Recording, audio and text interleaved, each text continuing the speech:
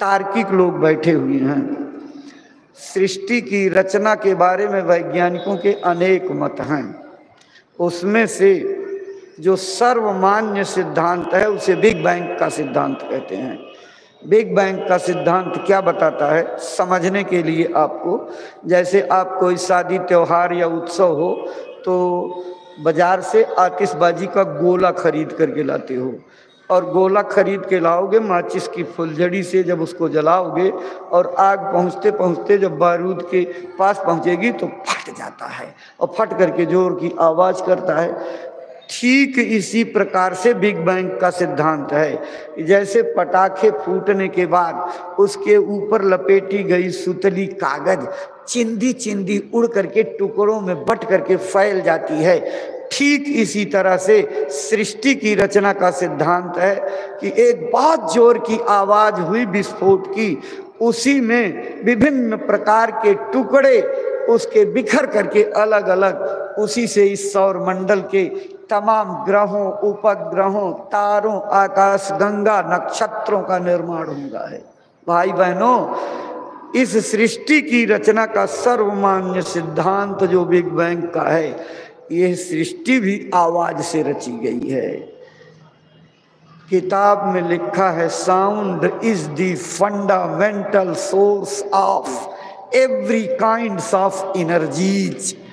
प्रत्येक प्रकार की ऊर्जाओं का मूल स्रोत ध्वनि ऊर्जा है, आवाज ऊर्जा। यानी आवाज से ही सारी प्रकार की शक्तियां भी उत्पन्न हुई हैं, सब्स्टिट्यूट हुई हैं। जितनी भी ऊर्जाओं का अस्तित्व है उनका सबका मूल स्रोत ध्वनि है, आवाज। नानक जी ने भी यही लिखा है, शब्दई धरती शब्दई आकाश शब्दई शब्द भया प्रकाश, सकली सृष्टि शब्द के पाछे नानक शब्द घटा घट आछे।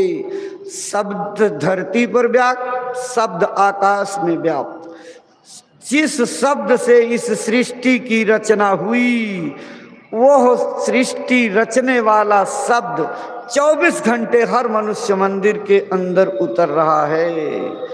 सकली सृष्टि शब्द के पाछे और नानक शब्द घटा घट आछे। वो सृष्टि की रचना करने वाला शब्द 24 घंटे इसी शरीर में उतर रहा है।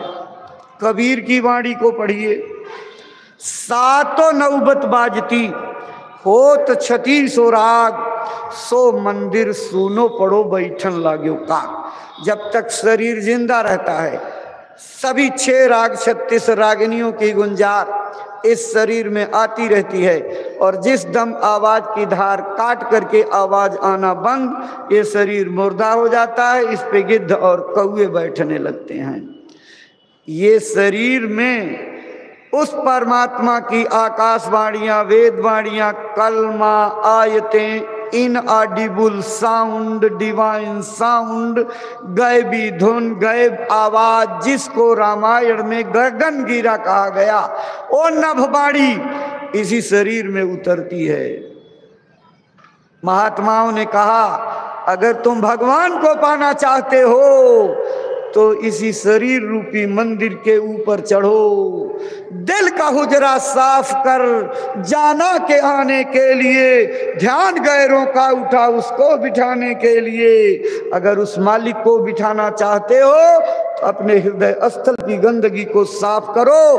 परमात्मा गंदगी के ढेर पर कभी नहीं उतरता है। इस कूड़े के ढेर को साफ करो, पहले दिल के हुजरे को साफ करो। दिल इसको कहते हैं दोनों आंखों के बीच तीसरे तिल को।